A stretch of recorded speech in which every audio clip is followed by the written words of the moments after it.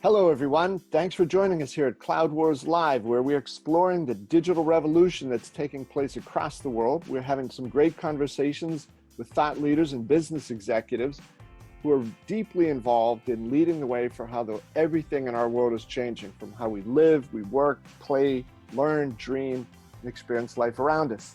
One of our regular guests here on Cloud Wars Live is Chris Lochhead, who's been an entrepreneur, an author, a CMO, and now he's a world-class podcaster, along with being a best-selling author. Chris has his own podcast called Follow You're Different, and it's always a treat to hear his generally respectful, but not always highly respectful views on things. Very good at breaking down some of the big trends that are happening these days. Chris, welcome back. It's always a pleasure to have you.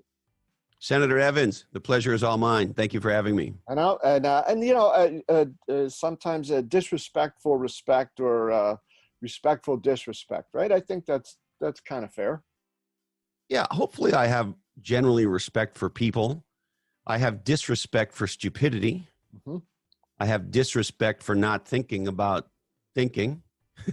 Yeah.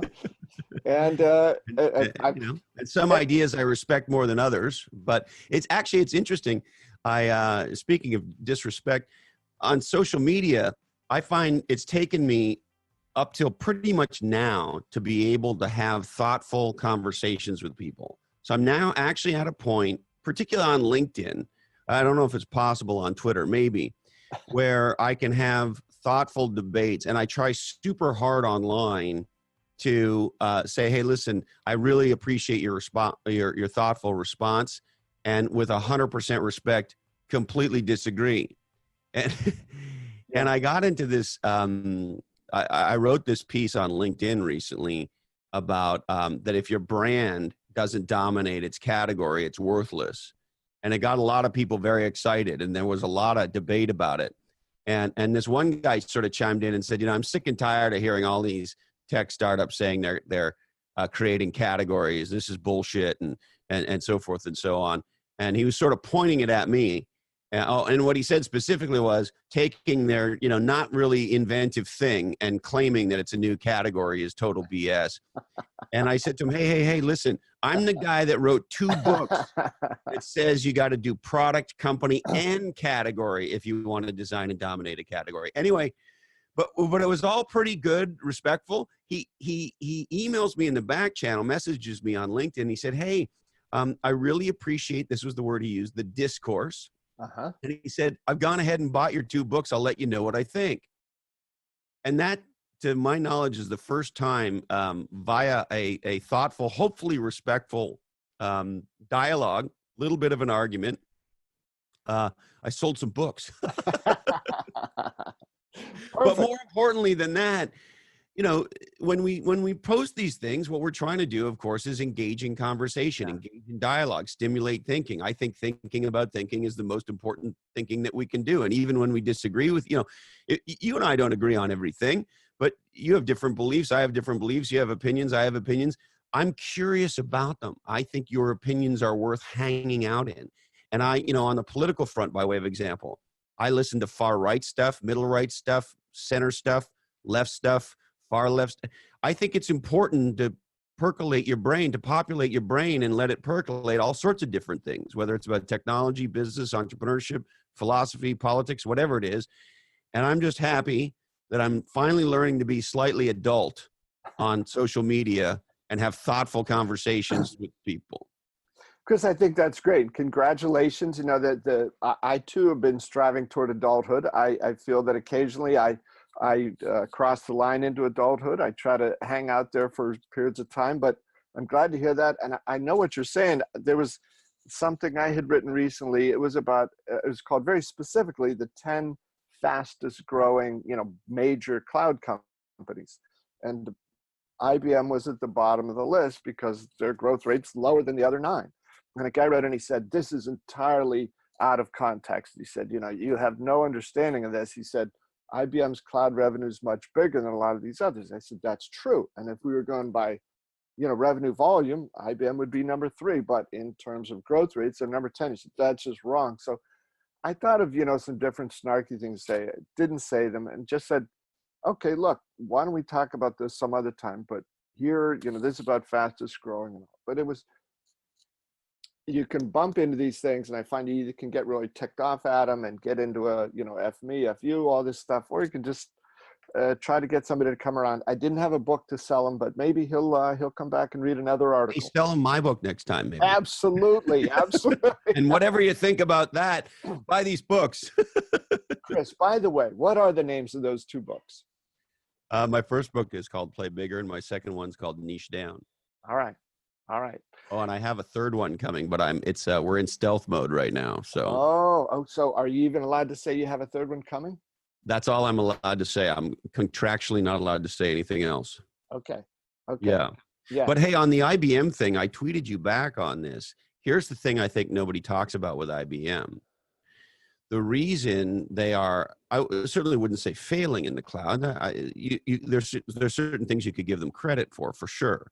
So I don't want to I don't want to paint them with a singular brush, so to speak. Their problem is one that nobody talks about, which is name me any categories of consequence in the cloud or in any forward-leaning new megatrend where IBM is designing and dominating the category. I can't think of one. Some people might say Watson with AI, but Watson's not a freaking product, right? And so Watson's an idea, and it's a collection of technology. You can't call IBM, hey, could you ship over 4 Watsons? And as a matter of fact, they're failing in a lot of categories. I don't know if you saw this. Not long ago, they spun out their quote unquote marketing cloud into a bunch of private equity folks bought their marketing assets, and they're coming out with a new company called Acoustic. And you watch, Acoustic is going to have its ass handed to them, because I read the areas where Acoustic is trying to compete, and they're going into a headlong battle with Adobe and HubSpot and existing marketing category kings and queens. And we'll see. Maybe they will get it right. They'll do something innovative and try to design a new category. But at least from the initial stuff I read on the launch of Acoustic, they're doing nothing that is differentiated whatsoever. Chris, I thought, they'd sold some of their marketing applications business all to HCL. I thought it was, but I think IBM has wanted to step out of that business. Yeah, and so, but I go back to the central question, which is, it appears, way better than I do, that what IBM's doing is moving existing technologies to the cloud. Great. Yeah. But what new cloud or what new AI or what new IoT or DOG or FART or any of the new stuff, what new categories are they designing and are well positioned to dominate in? I don't know of one. I don't study them the way you do, but I'd be curious. Well, it's interesting with IBM, and we can move on after this. But August 2nd, there's a huge bet that IBM is making here. That on August 2nd, they're going to have a big announcement about exactly how Red Hat will fit in with IBM, and how Red Hat is going to be the catalyst that sort of repositions, recreates, re-energizes, reinvigorates this company that's probably 25 times bigger than it is. So at least, I give IBM a lot of credit for being open to this possibility. Now, can they do it? Can they adapt? Can they really both keep Red Hat at arm's length, which they've promised, to keep its autonomy and independence going, but also then can they bring it close enough to get the leverage that they're going to need to fire something new up? Look, for some of us, this is not our first rock and roll show. What you just said sounds exactly like what IBM said when they bought Lotus, back shortly after Fire was discovered. Yeah. And so, look, I know there's new leadership and all that, and maybe they'll do it. Who knows? What I would say is, and look, I hope they do. I think IBM is a crown jewel, and it would be fantastic to see them leading in areas again. It is incredible to see what Satya Nadella has done at Microsoft. I mean, truly, truly incredible. To think that's a $1 trillion market cap company today that was really joke is probably too extreme, but I've never been criticized for being not extreme enough, I guess. They were certainly joke-esque, and it was true that for the better part of a decade, they did nothing other than milk the cow, which is fine. They got some awesome cows to milk. Yes. But who knows? Maybe that's possible at IBM. But I don't. I would love to see a plan for how they're going to design and dominate new giant market categories that matter. Yeah, yeah. Chris, it's just one quick follow-up on that piece I wrote this morning about IBM's earnings, which came out yesterday. So if you go back 7 quarters, so this is the 4th quarter of 2017. It's not that long ago, but IBM reported a cloud revenue of 5.5 billion, which at the time was more cloud revenue for that 3 months than Amazon had or Microsoft had. They had a bigger cloud business than either of those. And yesterday, they reported their cloud revenue for the 2nd quarter of 2019 was 4.7 billion. And later today, when Microsoft's announcing, I'm betting Microsoft's quarterly cloud revenue is going to be over 10 billion. So I think, unfortunately, there's for IBM, there's a lot of truth to what you're saying. IBM's been stuck trying to figure out where can they harness all this stuff they have and the ideas they have into something that's more meaningful to customers. And Microsoft, over those 7 quarters, has doubled now the revenue in the cloud that IBM has. So crazy Incredible business. So Chris, can we chalk up Microsoft's success in that type of area?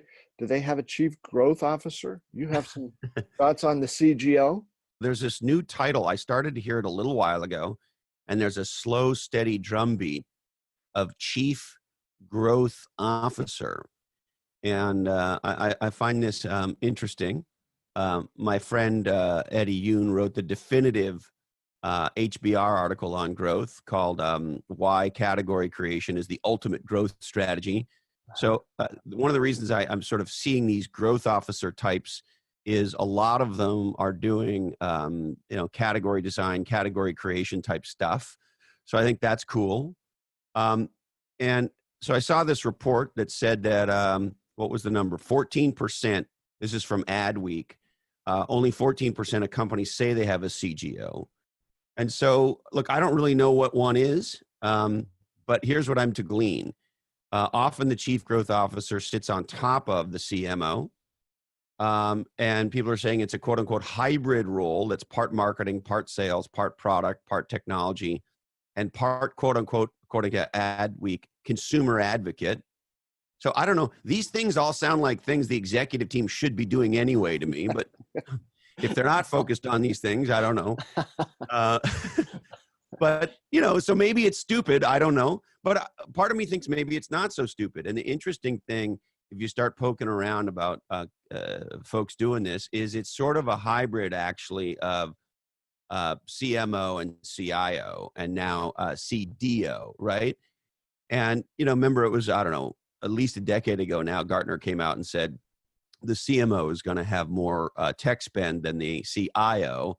And one of these interesting things in Adweek points out a survey that's been done on CGOs. They say companies with a CGO are 65% more likely to be investing in new marketing technology and 48% more likely to be building AI and machine learning for marketing. Mm-hmm.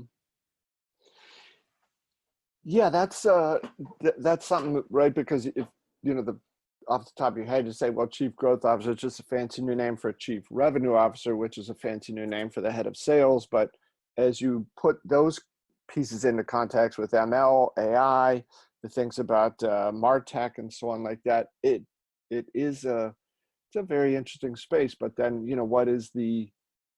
what's the CEO doing in some of these categories? So Chris, I don't know. I'm stuck on it. I think that sometimes we tend to dream up these titles.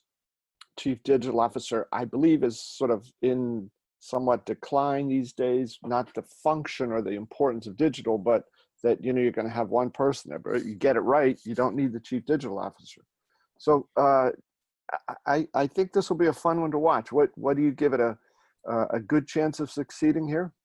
I think it might for a while, and then we'll see if it's sustainable. The interesting thing is, as I've been reading about the spec, um, it sort of, it's how I thought as a CMO. You know, look, and I think it's how you should think as a C-level executive. And to me, the difference between C-level executives and non-C-level executives is the percentage of time, effort, the number of initiatives and projects they work on that are cross-functional, right? The lower you go in the org chart, the more inside the function the job tends to be. The higher up in the org chart, the more cross-functional the job tends to be. And as we know, when we're working cross-functionally, you know, when I'm the CMO and you're the CIO, you know, you have your people, I have my people, you have your budgets, you can make your thing do whatever you want it to do. I can make, but in order to make anything important happen, by definition, it's cross-functional. And so the thing that sort of was a little concerning to me is, I think digital transformation, I think marketing technology, I think AI, machine learning, the bot revolution, or some people call it the botopolis, or however you say that, botopolis, or whatever that is. Yeah, absolutely. But these things are inherently cross-functional, and I think as an executive, you are only as successful, you are only as effective as you are cross-functionally effective, right? So if I'm the CMO and I want to be successful, I have to be able to work powerfully with you and the IT organization if you're the CIO, and vice versa, right? And the degree to which an executive, like I've been in rooms that say, well, I need more budget. And you say, okay, well, why do you need more budget? And they say, well, that's the way I can get it done. I can control this and get it done. Well, if the way you get things done is you need to be, quote, in control, hey, fire up a browser, buddy. It's 2019, right? It's not about command and control. It's actually about it's about being able to put together cross-functional teams and motivate and incite them and fire them up and get them to do things. Nothing legendary happens inside one function. Yeah. And so on one hand, I like this cross-functional view of looking at growth across everything. But the flip side of that coin to me is, hey, CMO, CRO, UFO, all of you, why aren't you working together anyway? Chris, you know, I sure agree with that point. And we're going to chat about a digital transformation book that you're pretty keen on. But I wanted to offer one other thought on that too, about the growth officer, right? I think if you wrap around the two things, revenue and customer experience, right? Sort of the ultimate cross-functional things these days, because I think you could make an argument, or I could make an argument, maybe we both could, that the purpose of all this digital transformation is two things. It's growth, and it's, you know, creating superb experiences for customers so that you can get that growth because they're going to keep coming back to you. So maybe that would be in some ways sort of a synthesis of those cross-functional things that you described. And I think ultimately these conversations about digital transformation, which is important, we got to start kicking the door open for, okay, you did that. Now, what is it that you did it for? What is the objective here, and how are you going to be better off and a more valuable company to do it? And maybe in that context, the CGO is, and with the types of opportunities you've described, can be quite important here. Yes, it's certainly, here's what I think. I don't know if it's the right answer or the wrong answer. I think it's a question CEOs should ask themselves. Do we need this function? And if we do, why? And regardless of whether or not you have the function, the idea that we are going to have a cross-functional team whose job it is to drive breakthroughs and growth, and we're going to look at strategic things like where can we do category creation and category design and innovate in new spaces? What are things we can do with new products? And I think a lot of this, frankly, is technology driven. When I begin to understand that the core technology is driving what today we call digital transformation, I've believed for a very long time, as a non-technical person who spent, you know, more than 30 years in the technology industry, that the way you begin to see opportunity for growth is in part by deeply getting steeped in the technology. Because once I understand what AI is, once I understand the distinction blockchain and crypto and IoT and how all these things begin to intersect, 3D printing, you begin to get steeped in there's a massive amount of innovation happening today. You begin to connect dots, and you begin to see new business model opportunities, breakthrough ways in which you can serve and support customers, even small I'm not normally one to talk about incrementalism, but little incrementally things, And so when you see these things, it can then have big business or strategic impacts. And so I'm a huge fan, particularly as a non-technical person, to get deep level of understanding about what's going on in the forward-leaning stuff, because I think that blows open thinking about possibilities in a way that you wouldn't be able to imagine in the absence of thinking about new market or category opportunities without the technology. Yeah. And Chris, then on the subject of digital transformation, your pal Tom Siebel has a new book. What do you think?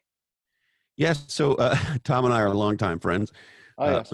He asked me 3 times what my name was before we started, but just to be clear.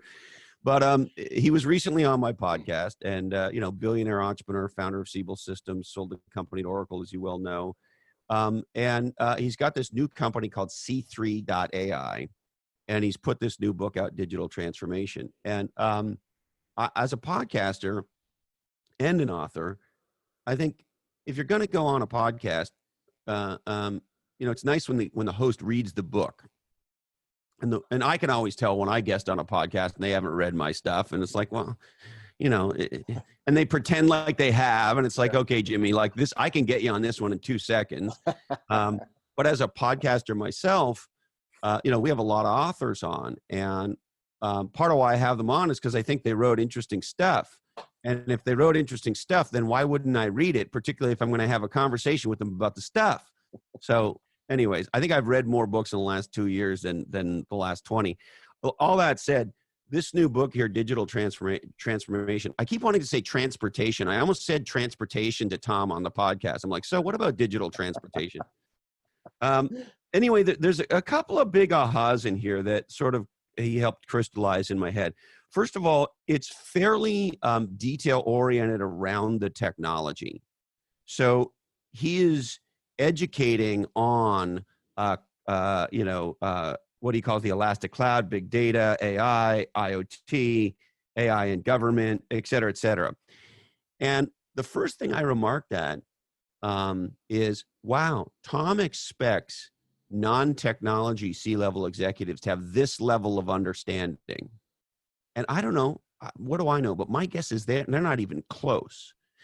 And so whether you read this book or not, what I do think Tom's right about is you need a deep level of what I would call strategic understanding, if not technical understanding, about these things to be a CFO today, to be a CMO, whatever, right? So I think he's right about that.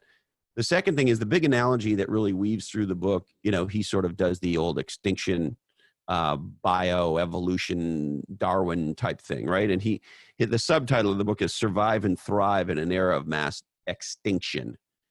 And so he's ringing the bell, and he says something really interesting. Let me see if I can get it right. It's at the back of the book. It's at the very end of the book. He says the coming 2 decades will bring more information technology innovation than the past half century. And Bob, when I asked him about that, he said now, having written the book, he actually thinks that's understated.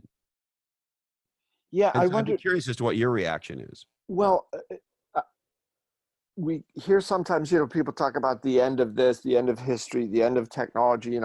How much farther can you go? And I would agree that I think the impact of what we're seeing going forward are going to be more profound. I wonder if he said the next 2 decades, right, versus the prior 5 decades. Yeah, he says that's exactly right.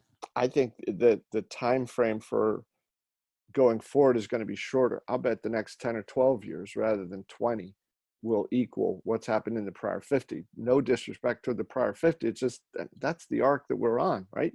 Nobody's going to put this fire out. I look at it this way. This is the one that blew me away. Not this season, but last season, a little girl, I don't know, 8 years old, 12 years old, whatever, somewhere in that sort of range, throws out the first pitch at the San Francisco Giants game with her 3D printed hand. What? But what? Like I went to bed and 3D printing got real. Like we heard about 3D printing 5 minutes ago, and now little girls are playing baseball with hands. Yeah. So I couldn't agree with you more. I think, and Tom said it when he came on my podcast that maybe now it's even understated. So I think there's a lot of important stuff. And my big takeaway is the level of strategic technology understanding about forward-leaning technologies that's required today to build and run companies, I think is massively different than it was even 5 years ago. And it really comes across in his book. And I think whether you read his book or not, I think you should read his book. It's interesting. But whether you read this book or not, getting steeped in this stuff, particularly for non-tech executives and for tech executives, I think what I take away is if I'm a CIO, CDO, in that realm today, I think a huge part of my job is evangelizing what's possible with the new shit. Yeah. I think I've become a business model and technology business technology creative educator and inspirer. I want to inspire what can we do in customer support that would be absolutely awesome in mobile and AI and whatever it is, right? If we're a logistics company, I mean, there's such mass opportunity today across a whole number of domains. So anyway, I think education and getting steeped in this stuff is really important. The other thing that's in here that blew me away, and of course I knew about this, but Tom went off. Mm-hmm. So there's a quote here at the beginning of chapter 8, and the quote goes like this: artificial intelligence is the future, not only for Russia, but for all humankind. Whoever becomes the leader in this sphere will become the ruler of the world. Vladimir Putin, 2017.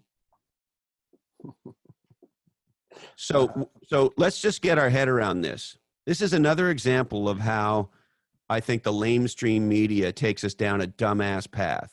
Mm-hmm. We've spent, 2 years now on election hacking in the United States? And I'm not suggesting we shouldn't be concerned about that stuff. It's striking at the core of the democracy. We don't want people effing around in our elections. Yes, not a dumb topic. I'm not saying that. But here, Tom goes off, and I think he's right, that we are in a nuclear-like arms race with Russia and in particular China. And there's some data here that's going to blow people's minds, I think, on China. And again, the lamestream media is not talking about this. He says we are at war and we are losing the war to China and to Russia, and that we don't have, and I don't know if he said these exact words, so I don't want to put these words in his mouth. So this is me interpreting him and some of the reading I've done since he came on my podcast. We are losing the AI war. What's America's AI strategy? We know for sure, I just read that startups are at half the rate today than they were in the 1970s in the United States of America. And we know that approximately 50% of innovation is measured by new patent applications comes from smaller startup-oriented companies. And at a federal level, at a state level, where's our AI strategy, right? And so you start to hear these things, and then you do some research. Let me see if I can grab this quickly.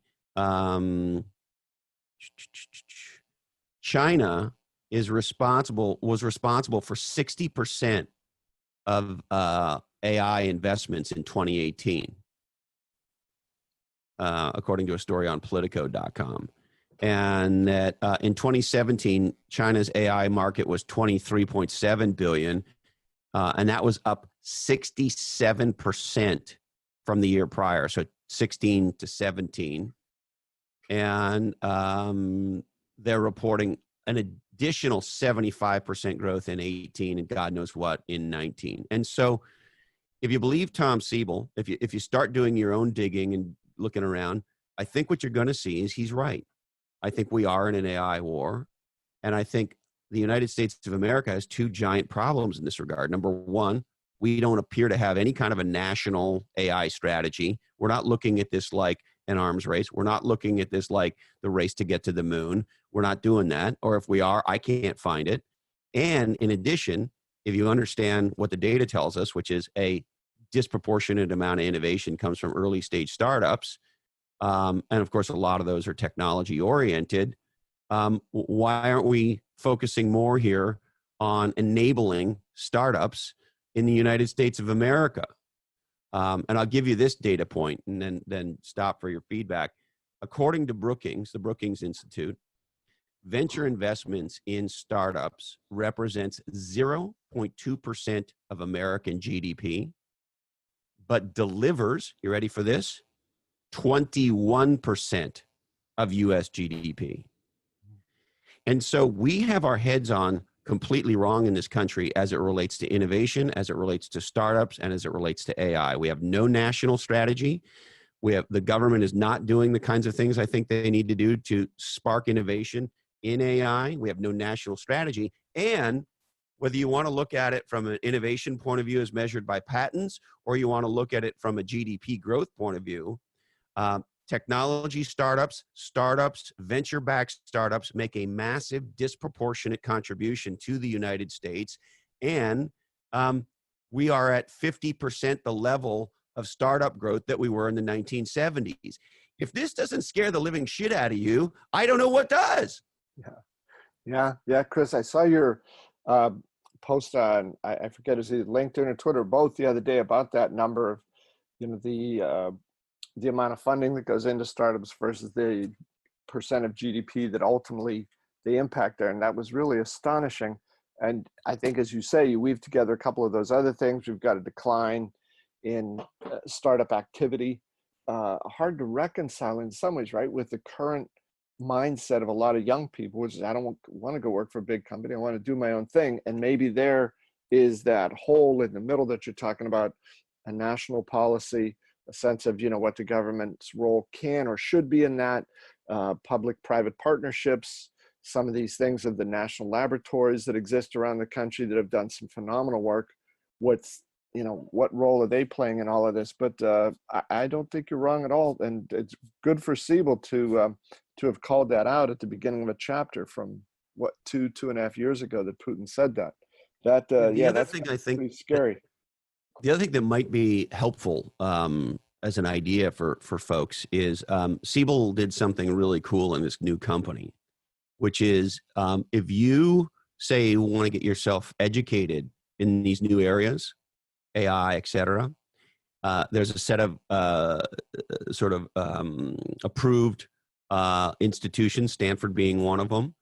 And if you go and better yourself, you get a degree or you even take classes. Number one, his new company, C3 AI, will pay for them as an employee.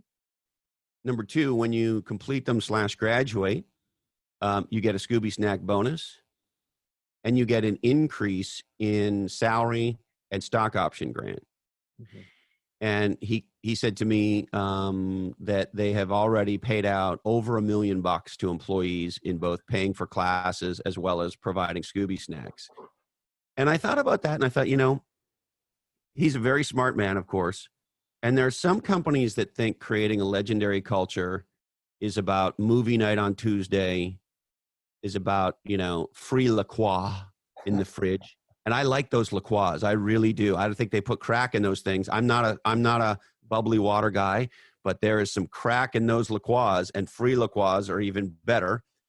And companies like Facebook and Google and a lot of these companies in Silicon Valley have created these campuses that sort of feel like Disney World. Mm-hmm. And look, all that stuff is nice, but the stuff that matters is supporting people and forwarding themselves. And Tom's point of view, if I could synthesize it, is that, we live in a rapidly changing world, and we are literally going to pay for and provide financial incentive for our people to better themselves. And he's telling me they have a receptionist who's now, getting educated in this stuff, right? And so I think making sure that you as an individual and making sure that us as a company are learning in the kind of areas that matter. And I think this area of digital transformation, this area of all the new cool stuff is an area we all need to get educated in. And I think this is a policy more companies should consider because I think it's a legendary investment.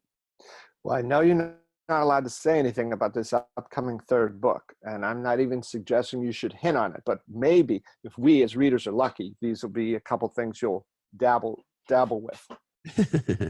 Time will tell. It comes out in the fall, so you'll see soon. Okay. So Chris is so Tom's new company there, C3A's, giving employees lots of incentives to get smarter, do better things. And you've also wanted to talk about how Amazon is offering customers coupons to let Amazon get smarter about those customers. What do you think of that? So the story is, Amazon will give you a $10 coupon if you ready for this? I could not effing believe this. If you offer to download a thing and install it on your computer called the Amazon Assistant. It's a, quote, browser extension that allows users to comparison shop. And then in their terms of use contract, which of course nobody reads, but I think it says here, was it the Fast Company guys? Somebody got in here and read this stuff and actually said, hey, wait a minute. Whoever it was, says it allows them to collect and process information that includes URL, page metadata, and portions of content on whatever site you visit using Assistant, and therefore Amazon can use the data. And so what's really going on here? On one hand, as a marketer, we want all this data. I get it. We just had this growth officer discussion and CDO and marketers with technology. And so I understand why Amazon wants this. I think we all have to be careful. I think we continuously, and in many cases unconsciously, sell our privacy for convenience. I had this experience in the last year or so. My wife and I showed up at the airport. We were a little late. Her fault. Of course. There's this massive line at SFO, and we're like, and there are these very happy, shiny people wearing happy, shiny outfits that say, hey, want to cut the line? Come on over. It's free. And, my wife immediately makes a beeline. I just want to make her happy because, of course, the first thing you learn as a man when you get married is if she's not happy, you're not happy. And so all of a sudden, I'm standing there with this very friendly, well-dressed, attractive young man taking my fingerprints and putting me through the line for this thing called Clear. Uh-huh. And I get through security and I go, okay, well, that was good. And then it occurs to me, hey, what the F? I just gave these people my finger. I don't even know who they are. Was that the government? Who is that? And I Googling around trying to figure out who the F is Clear. Well, they're a third-party company run by I don't know who. And so that was one example. The other example, have you seen this thing just recently here with this FaceApp thing? It makes you look old. Is it called FaceApp? Is that what it is? I know. I haven't seen it. I haven't seen this. Okay, let me make sure I get the name of it right. I don't need it. Yeah, you already know. It's called FaceApp, and this thing's been a viral sensation. What you do is you take a picture of yourself, and it projects you forward several decades and gives you a new photo of yourself, your older version, and people have been posting this stuff all over the place, right? Well, guess what we just found out? Guess who the creators of FaceApp are? Russia. So now Russia has a database of untold millions of Americans and what they look like. You think facial recognition AI is a thing? You think they just did this because they thought it would be a fun thing to share on Facebook or Instagram? NFW, right? And so what's my point? Whether it's Amazon giving you the coupon or Clear, we do things, or this FaceApp thing, we do things for convenience. In the FaceApp example, we do things for fun. But you and I and people in general interact with technology today, and we make very rapid decisions without understanding the implication of what it might mean for our own privacy, what it might mean for our own security. And so now a company, we don't even know who they are, Clear, has my fingerprints, and now a Russian company has a picture of everybody, and now Amazon, for $10, you have sold your browsing privacy to Amazon for $10. The most frightening thing about all that is Amazon, pretty smart company. And somebody's sitting back, dreams this idea up, and they work through it. And somebody says, okay, if we do this, how much are we going to have to pay people to do it? And I don't know, maybe somebody said, that's got to be $1,000. And maybe somebody said, no way. These dumbasses will hand it over for $10. And the fact that a company as smart as Amazon's coming out with 10, I think that's probably a pretty good assessment of either how unaware, to be charitable, or stupid we're being about where this should go. But man, that's I would say stupid. What does 23andMe cost? Yeah. Right. We pay money to give our DNA, to give the makeup of who we are physically to a bunch of people we don't know. We pay them for that. And then they monetize our genome by selling it to the drug companies. What? You should pay how much? Imagine this. See, this is the ruse. And this is the sort of the Wizard of Oz. They present one thing when in actual fact it's a whole other thing, right? And so these companies, the DNA companies, are making zillions of dollars by selling this information. They're building this incredible database. And look, I'm not saying it's all for nefarious purposes. If huge drug breakthroughs come as a way of understanding how genes are passed from a parent to a child, and that helps us with cancer or AIDS or with I don't know what. I don't know. Every time I turn on the TV, there appears to be a breakout of fibromyalgia. I don't even know what that is, but anyway, there could be some very good things that come of this. So I don't want, and I'm not a Luddite, far from it, but people don't realize that we are paying these people to sell our data, right? Clear. Oh, it's free. Okay, well, now what do you know about me? Well, you know everywhere I go and you know my fingerprints. Well, people say, well, if you're not going to do anything bad, why is that a problem? Yeah. Well, you want to have a civil liberties discussion? I was the subject of a Securities and Exchange investigation, and I'll tell you, when the government of the United States is investigating you personally, it's not fun, right? And so whichever dimension you want to look at it, Amazon for marketing purposes, or nefarious Russians that put out some free app that becomes a sensation, and now they have pictures of some meaningful number of Americans. I guess my point is, we have to think about every time we trade our privacy, we trade our digital footprint for something. And I think, myself included, I'm as guilty as anybody. We make snap decisions without even realizing what we're doing here. And to your point on Amazon, I don't know. I think they should pay us, $250,000 for that information. People used to pay individuals to go to focus groups, to taste things, to try things on, you got paid money to do this stuff, right? $10 seems a little light to me. I'm with you, brother. And some of these interesting apps, I don't know what exactly they'd be called, a reverse auction type of thing, but I know now the airlines seem to all have this thing on their app. When you're taking an evening flight, they'll send you a text message in the morning that says, hey, we see that the flight you're on tonight is oversold. If you'd be willing to take another flight, we'll accommodate that. In fact, we'll give you some sort of reward. Tell us how much you require to be moved from this. And then, they got a lot of different bids and they pick their people that way. I think it's pretty smart. So maybe Amazon should, ultimately, maybe that thing of more informed consumers using our judgment a little better, maybe it'll lead to those sorts of things where, hey, you want to give us all this stuff? What's your price? I hope it lands. Look, I'm generally an optimist and I believe in humankind. And I think history tells us the Luddites are pretty much always wrong. That said, we're playing with the machines here. We're in a different, this is, I know every time somebody says this is different, it's not, right? Maybe, but maybe not. Maybe this technology, this AI, I think there's something worth paying attention to. And on a side note, by the way, we discovered an airline trick recently for screwing consumers. You ready for this? Swiss Air. So my family is making plans to go to Italy. The whole family, large Italian family, 12 million of them going back to Italy. So that is big. Huge, Italians, Catholics, make more Italians. So anyway, my wife calls her sister and says, hey, I just found this great deal on Swiss Air for, I don't know, $2 or $3 grand or whatever it is. Right. And then her sister looks at it, says, oh yeah, I see that too. Sister calls back 6-8 hours later. She goes, I just checked the price again.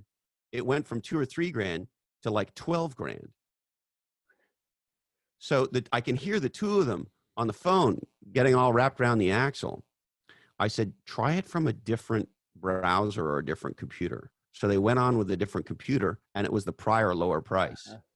And so these nefarious bastards at Swiss Air have some kind of technology. I don't know if it's a cookie or what it is, right? But you go on, and when you first look at it, it's $2 or $3 grand. But if you don't buy now and you look at it again an hour later, 2 hours later, it's 12 grand. Lord. That's nefarious shit right there. Yeah. Well, you could hope that that they'll reap what they sow here, and that word of that will get out, and people, find something better, or their competitors will say, "Hey, let's come in and do something different." But I'm with you. You got to be optimistic, and ultimately, dumb ideas are going to come back and bite the seller. Chris, you also wanted to, I think there was one other thing you wanted to talk about. I know you've got incredible respect for some folks in the venture capital community, and there are some other VC individuals or organizations that you don't think so highly of. So what's this latest one that's gotten under your saddle? Yeah, so we recently had Randy Comazar of Kleiner Perkins fame on my podcast. Incredibly smart guy, entrepreneur, used to be the CEO of George Lucas's company, worked for years with Steve Jobs. I mean, venture capitalist. You can't have, he's written a couple of books. He wrote a great book called The Monk and the Riddle. Super smart guy. And a real leader in Silicon Valley. Anyway, he and Paul Martino recently got together and launched a new podcast that is all about the learnings and the teachings of the legendary CEO coach, Bill Campbell, who was the coach to Eric Schmidt, who was the coach to Bezos, and of course, famously on the board and coach to Jobs, right? And so they had all these recordings of Bill towards the end of his life, and they put those together in a podcast. Anyway, they've done this wonderful thing. It's called the No Bull Podcast. I'm a huge fan. Highly, highly recommend it. So Randy and I have this discussion, and then offline, he and I get together for coffee, and we start talking about what's happened over the last 15 years in Silicon Valley. And a set of ideas started to crystallize in my head. And essentially what you had after the bubble was you began to see big Wall Street start to intervene in venture capital. So you had private equity firms coming, quote unquote, down the ecosystem and starting to get involved with venture capital. And the aha for the private equity firms, and in particular the mutual fund folks, was the following. A red hot startup goes public, and let's say your Fidelity, your Putnam, you're all these sorts of folks who invest in IPOs. Well, when a red hot company goes public, typically they're floating 10, 15, maybe 20% of the company. So it's a small number of shares to begin with. And if they're a red hot company, there's going to be all this demand.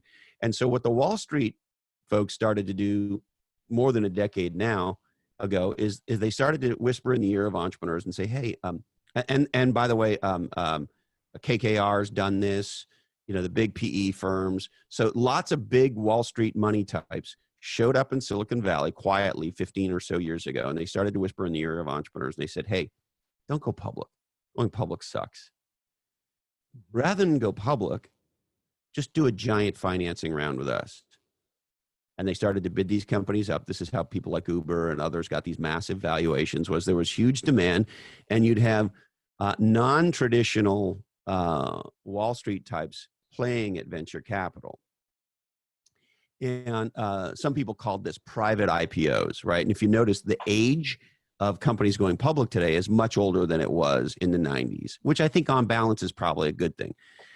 There's a lot of negativity for these private IPOs. We could get into it if you care. But here's the aha.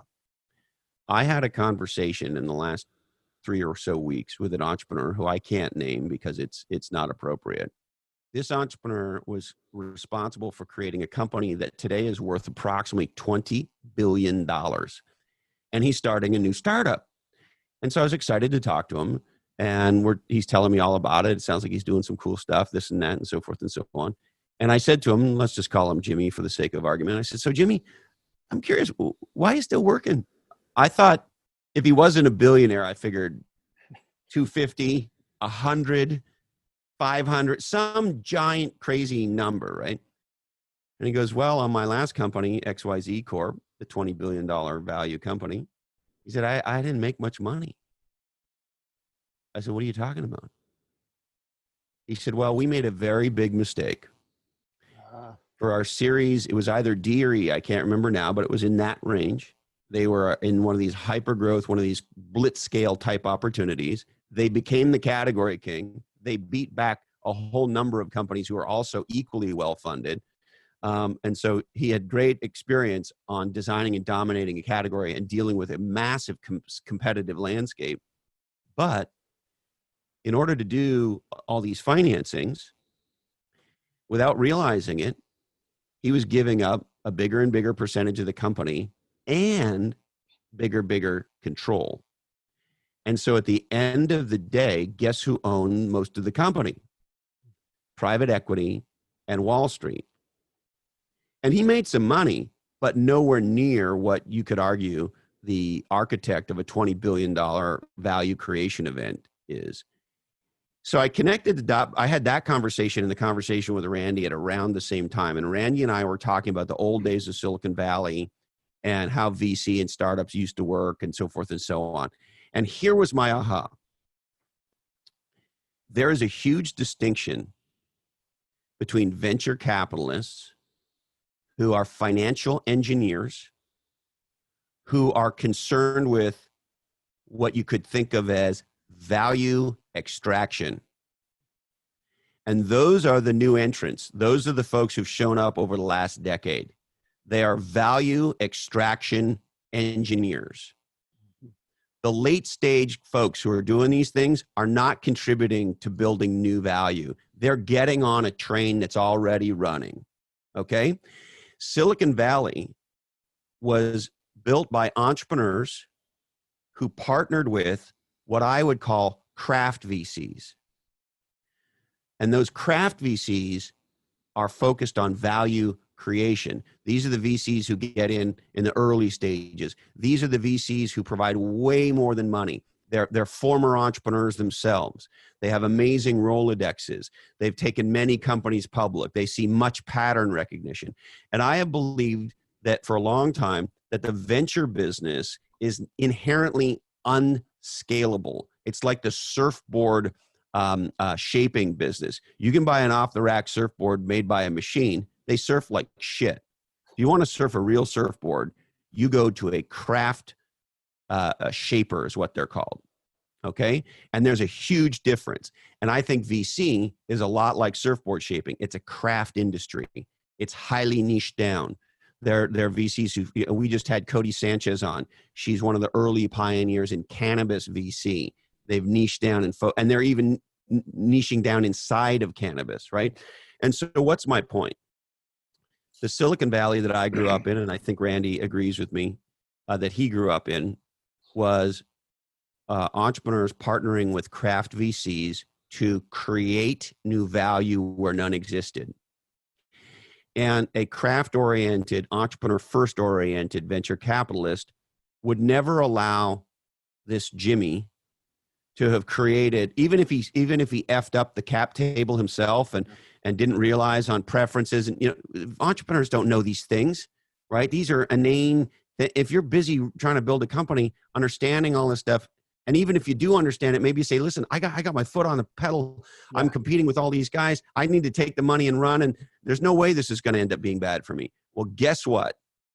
The financial engineering VCs who are value extractors are screwing entrepreneurs and the employees of these companies because they're value extractors. Traditional craft VCs would never let this happen, ever. The folks at Sequoia would never let this happen. Randy Komazar from Kleiner Perkins would do everything possible, and I know I'm speaking for him, but I think I know him well enough to say this, to make sure that the entrepreneur and the people with stock options in that company, that their day would come because they created the value.